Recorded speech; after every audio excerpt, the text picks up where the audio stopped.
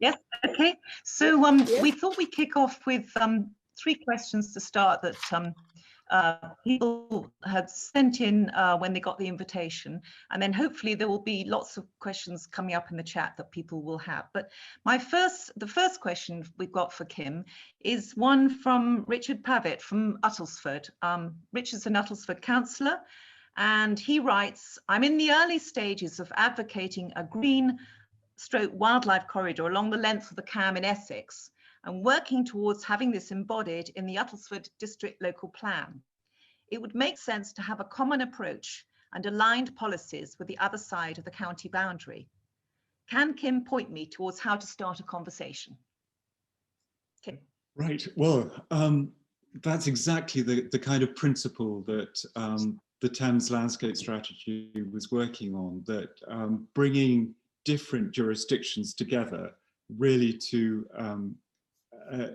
with the single aim of the landscape is the most effective way of achieving these aims. And it's not clear how government policy is going to be changing, but the Environment Act and the Farming Bill do offer what are called environmental land management schemes, where if you're working at a landscape scale with your neighbours, there is a chance of getting the maximum support from government. So I think the more that one can forge those links between authorities and plumb into the strength of feeling in the local community, the more success you will have. Thanks, Kim. Well, second question we've got is from John Preston, who's former Cambridge City Council Historic Environment Manager. John writes, "It's nearly 50 years since the City Council published its study, River Cam, Environment and Conservation. Even back in 1973, it highlighted pressures arising from the number of people on Grantchester Meadows and Laundress Green. In the decades since then, Cambridge and its local green spaces have come under ever more pressure from ongoing exponential growth, coupled with ever-increasing numbers of visitors. While COVID has temporarily reduced visitor pressures, it's also made us all realise how vital these spaces are for the health and well-being of local people and increased use by them. Do you see any ways of reconciling these demands on the character and ecosystems of our river and our open spaces? Or," John says, "has the time come to recognise that we have to limit our growth ambitions to the capacity of our environment?" What do you reckon, Kim? Right. Clearly, we have to balance what the rivers, the water, the environment can cope with in our decisions about where and how to develop. The one thing I would say is that the flood meadow, the traditional sequence of flood meadows along the rivers, are an incredibly resilient and viable way of managing that land. As I said before, it's great for wildlife, great for cleaning water, putting carbon back in the soil, but the flexibility and the durability of these meadows, if you work with it at a landscape scale and you're not having animals on them when it's very wet and muddy, and you are able to manage things at that kind of scale, they are the most beautiful, flexible, seasonal way of actually accommodating people and wildlife. And the more it's divided up into little municipal parks, the less it serves those purposes. Yes, as an aside, I've just noticed that Edward Darling picks up on apparently approximately 1 ton of rubbish is being collected every weekend last summer off the Grantchester Meadows. And that ties in with something that people may not have raised yet in the chat. And I do know that there's a lot of volunteer work put in by local residents in that area on actual rubbish collection. It seems there's a kind of, you know, it's on the onus of, you know, on the one hand, you need local people to do all the volunteer work, and yet people are saying that it's how do you get that tricky balance between, you know, too much and too little? I just, on that, Wendy, one of the real strengths of the Thames Landscape Strategy is the huge volunteer force, which actually began particularly with litter picking. And the moment people take charge of their environment and take responsibility for it, that power, that political power, as well as that physical relationship, makes for a very strong and resilient relationship between the local community and the river itself. And people have stopped saying, oh, why isn't the council doing it? They just go out through the Thames Landscape Strategy and do it themselves. And that bond between the people who live there and the landscape is a very important one. Yeah, thanks, Kim. We've got another question here, which is from Friends of Cambridge Market. Now, this one is, it says, a consortium that includes the City Council has secured funding for the wider Cambridge Visitor Project and is inviting business sponsorship. The plans include redeveloping Cambridge's traditional market and making the green spaces of the river spaces municipal parks, which could mean cam cattle going. So the question is, what role do you think wetland grazing meadows should play in a CAM landscape strategy? And how does it relate to sustainable farming and future food security? Now, I know you've touched on the cattle on the grazed meadows, but they're also interested in how this all relates to sustainable farming and future food security, which, as a farmer yourself, Kim, might be close to your heart. It really is, and the way we grow food at the moment is shocking, and the way we treat livestock is appalling, and I think one of the things that is really coming out of Cambridge science is the understanding through the Wellcome Foundation that the microbial health of the human body really determines what elements of the genome are switched on and off. So our gut health, our microbial health is incredibly important. And the connection then between what we eat, what the soil contains, how it's farmed, how it relates to water and wildlife is one complete continuum. They aren't separate silos. So farming well, farming with nature for microbial health is the way we have to go if we're going to survive. Got a question here, Kim. How would you go about returning the natural floodplain where the river had been enormously modified, redirected, urbanized, and had barriers put in? I don't know whether that's something that you want to take. I have worked on rivers. In fact, Wendy, on the River Blythe, Right.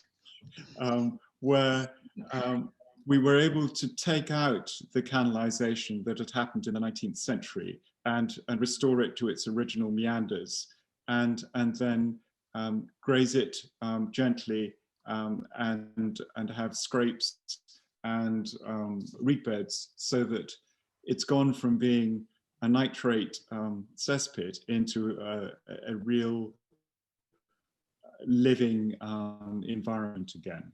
So it is possible to do within the confines of a city. One is much more constrained, but one of the things we have been talking about on the Thames is removing all of the bomb rubble to reopen the floodplain again there. So it is the costs of doing these things are often very quickly paid for by the flood prevention that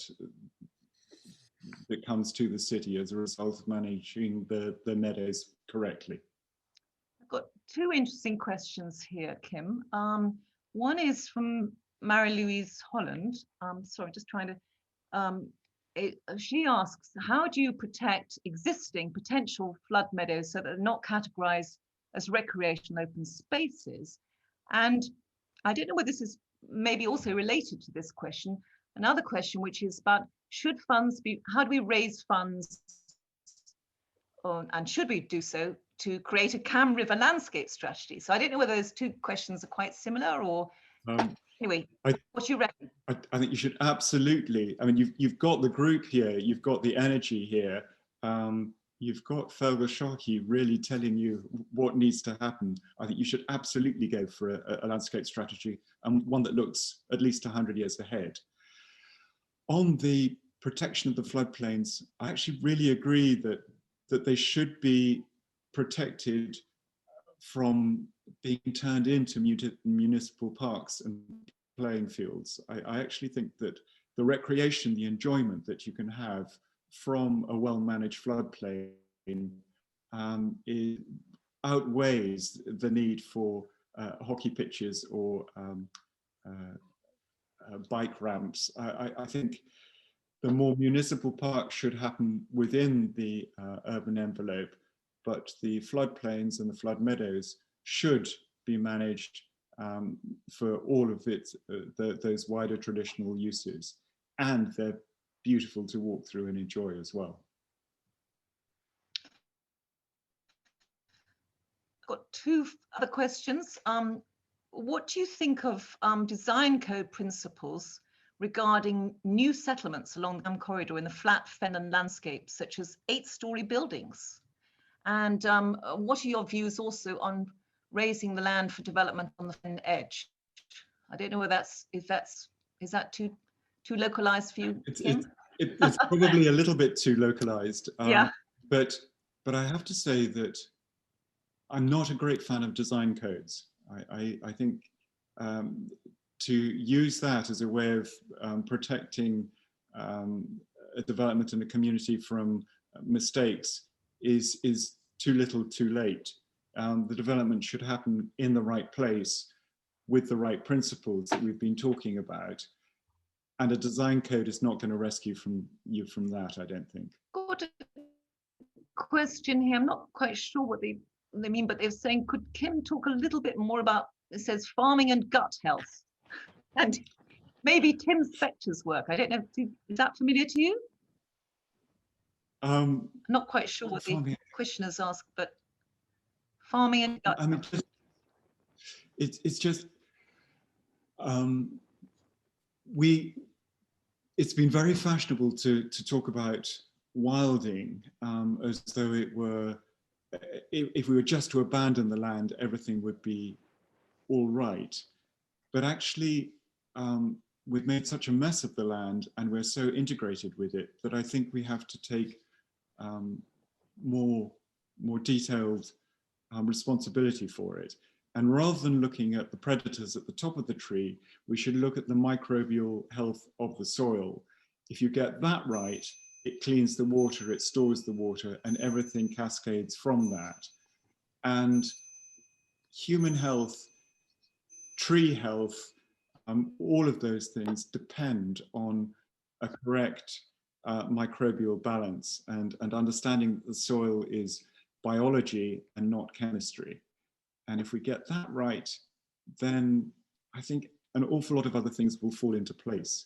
We've got a question from Kit, who asks, the council is currently attempting to plant more trees in the city of Cambridge, and some of these are being planted in areas such as Midsummer Common, Logan's Meadow and Stourbridge, all of which form part of the floodplain. Is this a bad idea? We have an issue with establishing wildflowers in spaces like Midsummer Common due to an unpredictable mowing schedule. The space is used for fairs, etc. Do you have any advice for how to increase biodiversity in this context? Again, not knowing it well enough, the general principles I would say are trees are fantastic in cities, but not on floodplains.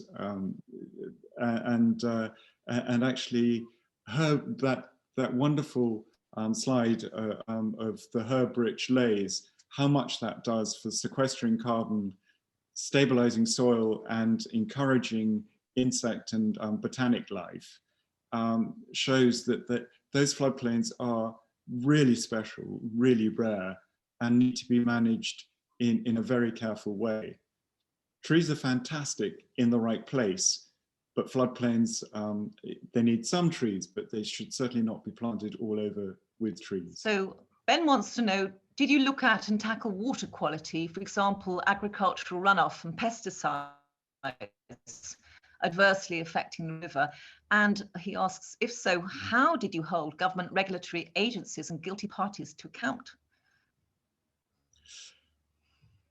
I have certainly looked at all of that, and I think government agencies are catching up with policies that were well meant from the Second World War onwards, but actually have taken us in a disastrously wrong direction. And I think government policies are changing, but more than that, farmers are changing. They're realizing that just pumping more and more chemicals onto the land is going to destroy it and is no longer viable. So I've come across an awful lot of farmers who want to do something different, and I hope the government will catch up with them and support them to do the right thing. There are talks now, which Dieter Helm has been promoting for a long time, of making the polluter pay of carbon taxes, of things that will actually shift the viability of farming into much more biologically sustainable routes. We've got to get there, and we've got to get there very fast. I've got a question here from Bruce Hewitt. It says, could you comment on the tensions between riverside housing, etc., development and landscape on the Thames? And he says, not sure if Barnes wetlands were development related. And that also relates to, I've got another question that will follow up from that, but yes, perhaps the first one. Kim, I don't know whether that's... No, it's a really good question, and Barnes was beyond the strategy that I was working on, but I'm sure it was absolutely related to development, but it was a way of protecting and doing something extremely positive with the river. Some of the levies that are made on development don't always help the environment, but that one was a very positive one. And given that we need housing, making sure that it doesn't happen on the wrong land and that it does contribute to how the most sensitive environment is protected and managed, is, I think, the right way forward. Well, going forward from that question, there's a question here from Enid, who asks, please look at South Cambridgeshire District Council's call for sites, looking for development areas for the next local development plan. This is a prime target for action as the level of growth, in brackets, in the wrong places for work, in valued landscape and without water resources, is totally unsustainable and would do more harm than any of the suggested measures can mitigate. I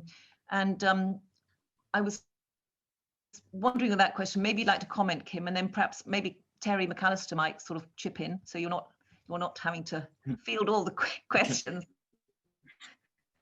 But I absolutely completely agree with that statement question, and it relates a bit to what I was saying about design codes.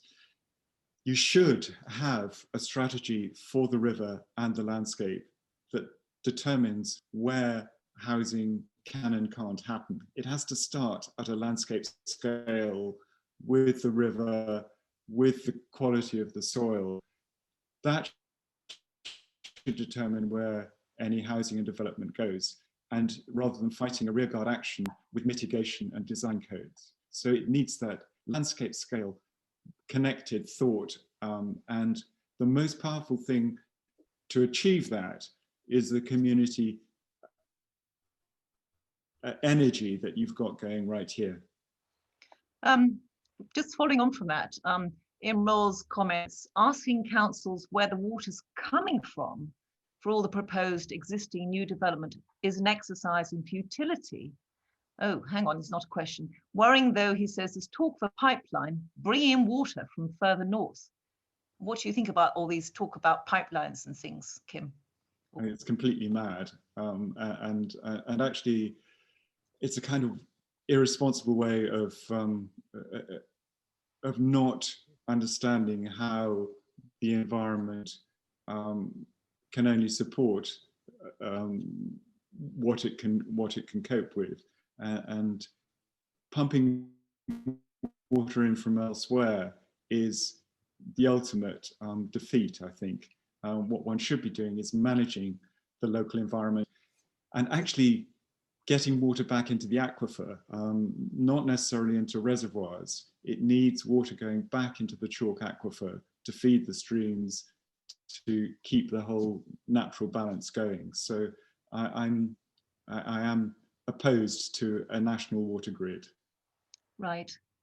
I mean, just on the pipeline, that was something that I don't know whether John Latham's still here tonight, or he was only here for a short while, might like to comment on. Yeah, it's gone. Okay. Oops, got a problem with my thing. Yes, I'm just looking at the questions here. Someone says, Bridget Smith. Yes, Terry, were you going to chip in on that? Terry? Yeah, I'm muting myself. I'm chipping in. Certainly, I'm delighted to hear Kim saying it would be an admission of absolute defeat to resort to pipelines. You know, this has just arisen now because of the pressure that's been brought to bear by civic action and growing concern that the whole system is not working in either on the human dimension, never mind the environmental direction, but one feels that the housing developments, whether it's 1.5 million houses from the Oxcam Arc or these various water beach or different developments, there's a desperate need to justify how they're going to be provided with water. And this sudden fix that, oh, we could build a pipeline from the Fenlands or the West Midlands or whatever, or oh, we could build a reservoir is you know, technically it would take a lot of time, and we haven't got a lot of time, and it would just feed further growth, which undermines any credibility around fighting a climate crisis. But yes, it's nice to hear Kim describe it as an absolute defeat. It's just a technical fix, like using fertilizers in farming instead of going back to the basics, which Kim has been very, very clearly outlining to us. I've just got John Latham's here, so happy to comment on pipelines and things as a local observer. Can we unmute John? Can you chip in, John? First, really, Kim, absolutely wonderful presentation. Could you speak up a little bit, John? Could you just speak a bit louder? A wonderful presentation, and thanks very much, Kim. I'd only really like to say on the pipeline question, I mean, there are two pipelines, I think, that we need to be aware of. One comes down from Lincolnshire, and that really is to go over to Suffolk and Essex. And the other, which has come into view very recently, would be to support Cambridge water supply. And whether one likes it or not, and probably one shouldn't like it, the fact is that Cambridge gets 99% or some such figure of its water from the chalk. So right now we've got a problem, and right now we need to find solutions to it. And encouraging people to use less water is one thing. Getting a proper level of high quality and determined reduction in the water need for new development is another thing. But really, the water has to come from somewhere. And the way it is set up at the moment was fine for the 1960s, when Cambridge was a small market town with a big university. It isn't any good now. And it really is time that we found a solution. And I'm sorry, I have to take exception to the thought that it's the wrong idea. I think it's the right idea too late, but I think it's something that will have to be done. And I don't think it should be a sticking plaster for saying, okay, now we've got that coming, in the next 10 years, we can go gangbusters for loads more building. The fact is, we're running out of water, we have run out of water, and we need to find a solution. And that's going to cost money, and it will cost consumers in Cambridge money, but it requires an awful lot of agencies to come into line, so that if the best will in the world exists among the Cambridge water people, which I believe some of them are determined to achieve, then we will eventually find ourselves not taking all of the water that comes out of every tap in Cambridge out of the chalk. Great, thanks. I don't know whether Kim wants to come back on that, or shall I feed in with another question? Just a quick thought, John, which is that actually the water should come out of the chalk, but what we should be doing is making sure that the water goes back into the chalk. And if we manage our stormwater and our surface water and our grey water so that we are putting it all back into the aquifer, as well as other things you say to do with using it less foolishly, I think an awful lot of this is to do with how we farm, how we manage to get the huge quantity of water that we've just had back deep into the chalk and into the aquifer where it belongs, rather than rushing it out to sea. Got another question, Kim, from Mary-Louise Holland. Mary-Louise wants to know, how long does it take to produce a landscape strategy? And I'm interested in this question because I've been flagging your landscape strategy for about the last 5 years in Cambridge, and I've been told by a number of people, oh, they say it's far too expensive, Wendy. Oh no, nobody will do that. But so how long does it take to produce a landscape strategy, and is it very costly to produce, Kim? It took me 3 years of pretty intense life. I was a very young, very cheap landscape architect doing it pretty much for free. So it didn't cost very much. So if you can find someone as young and gullible as I was 25 years ago, then you can get it done. But I would say that, as Jean said earlier, we're a very engaged city, and there's lots of, Cambridge, there's a lot of expertise, and there's a lot of talkers in Cambridge as well, but there's the will there, and as you've seen from everybody here tonight, I think it's a sense of engagement that local people really want to be involved and want to say. They don't want to feel that they're being done to. So it's a question of how we, Kim, you're renowned for your charm and for getting lots of different groups together. How do we harness all of that? You once told me, after your book, the book you wrote, Indignation, you said harness indignation. How do we harness indignation?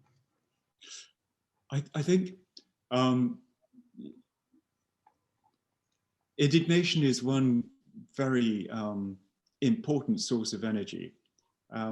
But actually, what I discovered with the Thames Landscape Strategy is there was much more common ground than disagreement. And so just very simply, I found that a number of the local interest groups were fighting one another over actually common ground. And by bringing them together and bringing the local authorities together to realize that what they saw on the opposite bank of the river in someone else's jurisdiction affected them just as much as it did the people who were living on the opposite bank. And so the great thing about landscape is it does encapsulate everything from human stories to wildlife to our survival in the climate crisis. And it is actually potentially a source of really bringing people together rather than banging the drum and being outraged and indignant. And if you can find someone who can gather all the stories together, weave it together with the science and the wildlife and the environment, you've got a vigorous group already that it should be possible to make that harmony work. And I think the local authorities definitely want it to work, and the national agencies are reforming in a way that it should all come together to support it. It is the perfect moment to do it. That's interesting, Kim. And I think I've got a question here from, we've talked a lot about cattle and cows on commons and meadows. And I can see a question here from Angelica, whose beautiful red poll cattle can be seen around Cambridge. And this is an issue that's come up in the context just above you, Wendy. Cambridge Market. Could I say something, she says, about the cattle, how integrating them is being made very difficult by the powers that be. So how it's a question for, the thing about the river is also to do with the small, the traders, the businesses, the farmers, how we bring all those interests together, because, rivers are also about, farming and nature farming. How to bring that together in a cohesive strategy and policy, etc. And be supportive. Yeah, I mean, it's difficult because there's a lot of misconceptions about cattle, and also the feeling that they'll be on there all the time, so no one else can use it. I think one of the amazing things about Cambridge and the ability of linking up all of the meadows with the backs is that you can manage them coherently and cohesively so that the cattle can move on, and it becomes both viable. It's great for the environment. It produces beautiful meat, but it needs all linking up so that you haven't got isolated farmers desperately trying to make it work. I think there's a chance with the strategy to coordinate all of that, and it would be great to see more red poles all the way along the Cam. It's interesting because I'm just picking up on this question that's come in from Angelica, which she's put some more stuff in. Is how do we've got cattle, on the meadows, a farmer needs a market to sell the cattle. How do we, it's the food supply chain that also relates to all this. How do you see that working, Kim? The more you can get a local chain working and local loyalty to the food that's actually protecting and managing your local meadow, the better it is. What we don't want is to be importing meat from Argentina, or sending our meat to Czechoslovakia. That local sourcing and management of food is very important. And the Pasture-Fed Livestock Association is really good at helping to coordinate that and promote that. Got a question here about vision, Kim. Mal and Pam Scopel say, we don't have an exciting vision that delivers a greener environment and sustainable growth. What should it feel like living in the city and being proud of our river in 2040? What do you reckon? Right. I mean, that is the vision, but it's one of the things that I like most about the British sense of cultural depth is this idea of rus in urbe, so the countryside in the city, that deep felt relationship with nature, even though you're within an urban environment. And so I think understanding the Cam and its tributaries as the backbone of the whole landscape that is managed in a way that is good for people, good for soil, good for water, good for insects and wildlife, and incredibly beautiful. I think that's the vision that we need to achieve. That's terrific. I'm just looking to see if there's any more questions about, I think the question about vision is come up in a number of people's questions.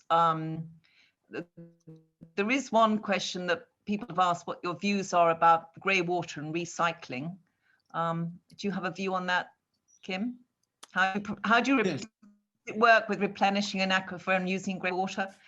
Well, actually, that's something I'm particularly interested in at the moment, which is if you filter grey water through sand, and the great thing about chalk is that it is incredibly forgiving and absorbing, and so the amount of our grey water that's just wasted and washed out to sea is a little bit disgraceful. We should be locally separating it from black water, from foul water, and allowing it to filter through sand, through reeds, through fens, back into the aquifer. The other thing we should be doing is locally dealing with our foul sewage so that it's not pumped out to sea, that it is properly recycled and turned back into night soil. So I think the grey water and the very simple techniques of filtering that are absolutely worth pursuing. I'm just going to come in quickly just to say maybe one or two questions now before we round up. You got any more questions, anybody? I don't know whether Kim's got, having pulled together some of these thoughts and questions. There was a question earlier on, which I don't know whether we put it into the general chat that came through to me, which was somebody asked, there's a strategy that's in Cambridge, which is called doubling nature. And someone asked, what did Kim think about, I don't know whether he's come across this expression of doubling nature. I think it's net gain offsetting. Does he have a view about that? I actually, what I really like about the local initiatives for farming with nature are, it's absolutely the right direction to go in. There can be an attitude of, if only we keep the people away and let everything be abandoned to go wild, it'll all sort itself out.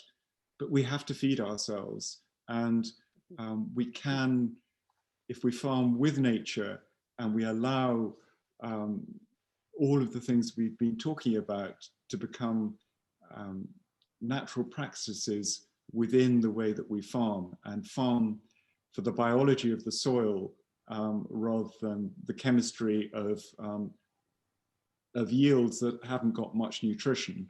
And if you take into account that 60% of our arable land goes to feeding livestock in sheds, there's some mismatches there, but farming with nature will more than double nature very quickly. And I think that is absolutely the right way to go. And I think Cambridge should be applauded for tackling the whole way that the land is farmed.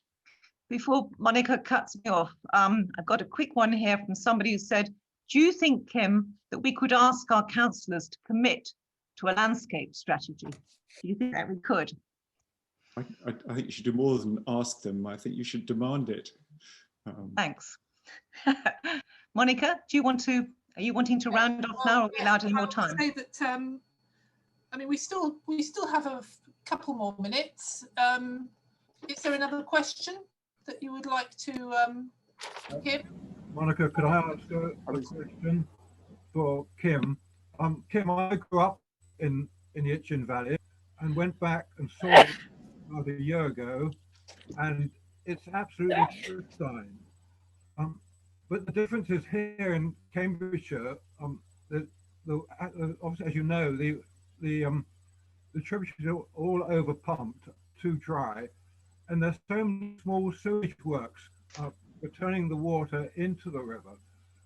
Whereas I imagine with the Itchen, it must be handled some other way in places like Alsford and Itchen Abbas and so on. Yes, I mean, the Itchen is not without its problems, and Portsmouth has been siphoning off enormous amounts of water from the aquifer. So we face an awful lot of the same problems that you do here. And in fact, a lot of development has been halted in Hampshire until the nitrate levels in the water can be sorted out. So it's not without its problems down here as well. But it is, you're absolutely right, it's to do with how the water is absorbed properly into well-managed farmland and making sure that sewage and effluent and nitrates are not discharged into the rivers. They're a world resource, as Feargal Sharkey said. All right, well, thank you very much. And Thanks. Yes. I will now Monica, close the meeting. Monica, yes. Monica, can I just thank Kim? I just wanted to say, Kim, thank you for the most wonderful talk and for all your thoughtful and insightful contributions to the discussion. As you made clear, the discussion about saving the Cam needs to develop the way that we actually live and reflect that this is a shared planet. And we are just absolutely delighted that you were able to come back and share those insights with us. And now it's just down to us, to everybody here, to channel our energies into improving the quality of our river and that of the planet. Over to you, Monica. Lovely. Thank you, Wendy. Thank you, Kim. That was really insightful. And I would encourage everybody who is with us this evening, please log on to our website and support us, sign up to our charter, and let's work together to achieve justice for our rivers and for the wildlife that has been, I think, treated so badly. I mean, this is the drinking water of all our wildlife. It's not just the wildlife that lives in the rivers, but the birds, the insects, the hedgehogs, the foxes that come and drink the water that is in the environment. And they have been completely neglected. So please sign up with us, friendsofthecam.org.